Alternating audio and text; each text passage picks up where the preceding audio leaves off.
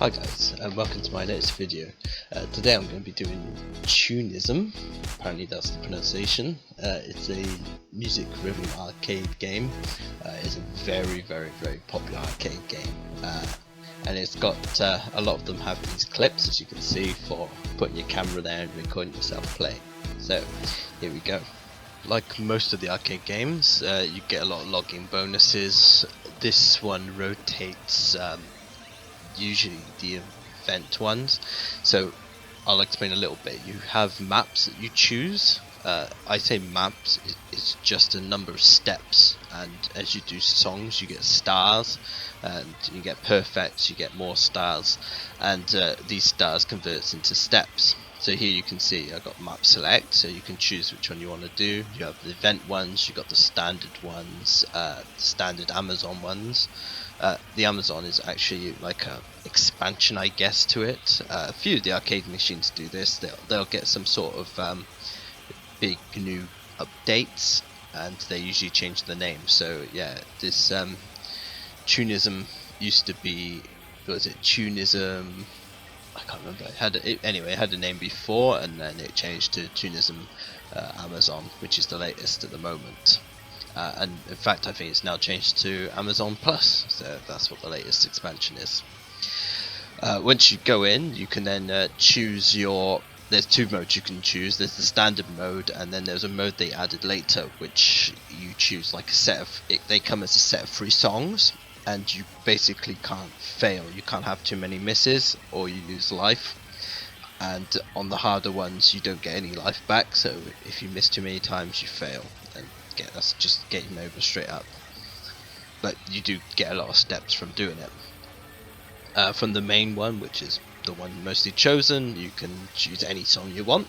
Lots of anime songs, game songs, and at the moment I'm choosing the characters. So a part of it is you can choose the character you have. They go up to level 15, and they all have different skills, so they can give extra score depending on either the taps when you're pressing the buttons, or when you get combo lengths, or if you never miss, etc, etc.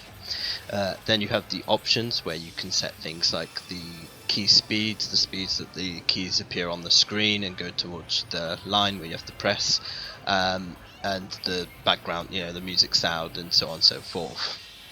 So one thing I do use for this actually is gloves. So I actually managed to get gloves from one of the claw games for this, and they help a lot because the game has a lot of sliding.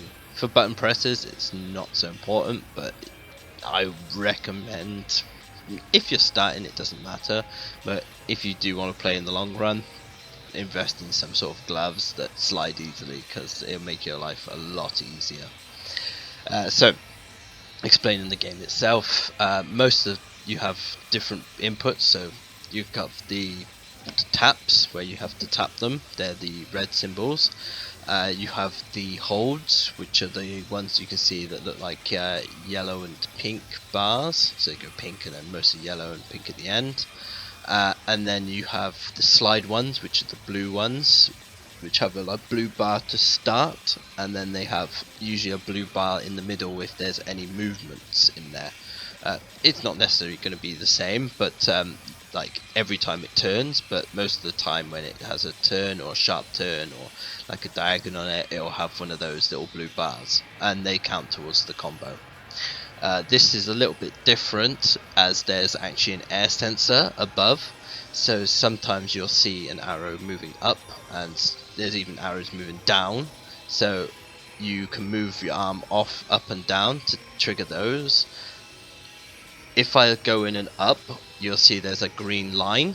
That means you have to keep your arm up in the air for it, and there's even an air tap, so you actually just tap on the air to hit that tap note. The other ones to be aware of as well is, you'll see the arrow up after tap, so you have to tap and go up to the air sensor, and you might have to come back down and tap into another tap motion. So I'm playing on expert now. Above expert you've got the master, and the main difference there, other than being the hardest actual option, is that you have a new sort of slider. So there's a lot of taps, but they put new bars in, which are tap slide. So most of the time you just need to slide through them. Even though there are a lot of taps, you can hit them with slides, and that's actually how the game's been made. You don't get perfect score for it, but you also don't have a choice because the master stages are very, very, very, very, very fast. So for the next part, you can see the score I got. So I got the 5 points, plus you get 1 for clearing, and you can see the character takes steps. One thing they added quite new is that meat, so it seems to be for a new unlock method in the game. So you get meat, and there's some sort of enemy who you have to beat by just hitting a number. So you basically just do that. You hit the number with the meat, and then you unlock a song or character or some logo. Talking about unlockables, so as you can see on my screen, where at the top left corner it's got my sort of level. Now the level actually resets every time they do an expansion or some sort of major updates, so it's not super important, but it will go down to 1 every time they do the update. But your rating always stays the same, so your rating, I guess, is sort of like how good you are. Like, it is literally your rating. So it doesn't actually move very much once you kind of get to your prime point. It is the skill level you're going to be at. So mine usually goes up 0.1 or goes down 0.1. If I have a bad map, like if I do a song, which I'm usually very good at, but I just have a bad day, it might take my rating down a little bit. If I smash it and go the fucking full whack and go get a full combo, then I'm gonna get like maybe a little bit of a plus rating there. The other things you can unlock is that little border it has, which is actually from an anime. I think it's the No Life No Game one I have there. So you can unlock those little sort of picture backgrounds for your ID thing in the corner. You can unlock titles, so you get titles there. I've got one there, but I can't read that one.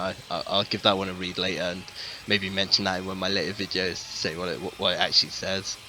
And you can see the character I've got. So yeah, I've got the super wife of the time. The number one waifu was Rem from the RE series. So yeah, I mean, she's very, very good because she gives a big point bonus for when you hit 50 combos.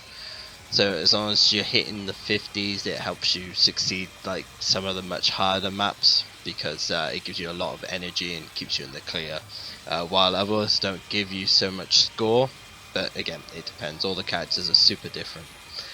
Usually the hardest ones will have an ability that says something like disaster. Now, if they have one with disaster, I don't know how much they change, but the ones I've used with disaster, if you miss a note, it's an instant fail and game over for the song. So I imagine they score massively, but yeah, if you're gonna be using it, then yeah, you're gonna risk having that one note miss and an instant fail. So yeah, there's some characters that are definitely hard to use, but well, they say high risk, high reward. So yeah, here you can see I got to the end of this particular map. Usually when you get to the end of them, sometimes it's just a straight up unlockable. A lot of the normal mode ones have just characters, so they'll just give you a new character. There's probably hundreds of characters on there by now, so yeah, there's like massive choice. But the event ones usually unlock a song, and then you have to do the song then to get the next part of it. So you can go through events and again get specific event backgrounds. The one thing that there is also is you do get the little avatar, which is a penguin. Now I think he's the system voice, and one of the new things they added are new system voices, but unfortunately I haven't actually unlocked any new system voices yet.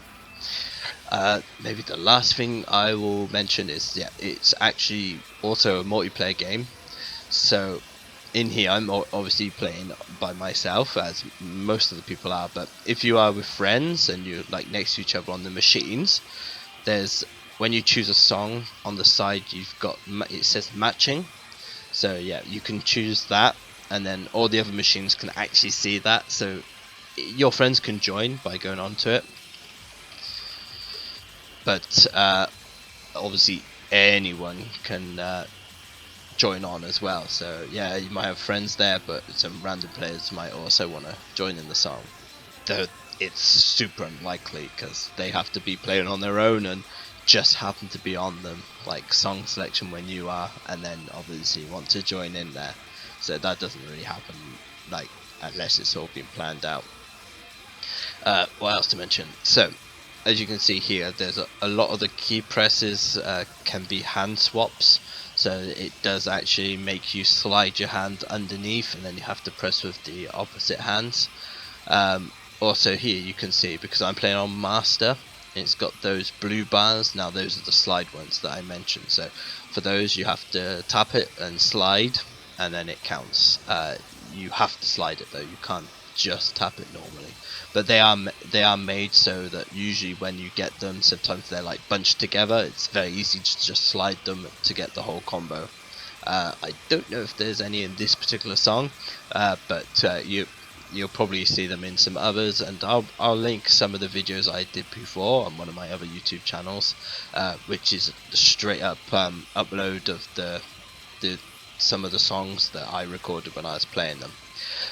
Yeah, and to do an overall review of the game, it's very, very good. It's a super popular game in the arcades. It's probably one of the number one rhythm games that everyone's playing in the arcade since it came out. I mean, I was actually quite lucky, I guess, when I first went to Japan. When I went to Akihabara, I actually saw this game was being baited, so they had it set up for people to try. Though I didn't try it at the time.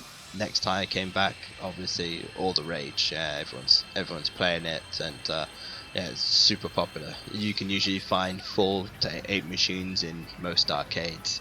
Uh, Regardless of where you go, it's really one of the number one games out there. So if you get the chance to play it, I highly recommend it. It's a very, very, very fun game. The music itself ranges from, there's a lot of game songs, though the games are generally related to like JRPGs and Japanese games. So like if you're looking for, I don't know, yeah, Halo music, or you know, some other games music like that, it's unlikely you're gonna find it. But you'll find like your Persona. They have got things like Persona, Jet Set Radio, a lot of the Japan, not Japan only games, but like core of Japan games, like there's the Toho game series, so there's quite a lot of the Toho game songs on here. There's obviously all the J-pop, a lot of J-pop songs on there. Yeah, the song selections are actually really good. There's a lot to go on there, and it's updated regularly. So usually when I log in to play, it shows me like the new songs that are on there, and one of the choices of the song menus, the pretty much last one or last but one, actually shows you the new songs. So if you just want to see the new songs that have come out, then you can actually do that. So that's super handy, incredibly handy in fact. So yeah, uh, and, right at the end, something else to point at. So once you do finish playing, you get what they call the user box that you just saw there.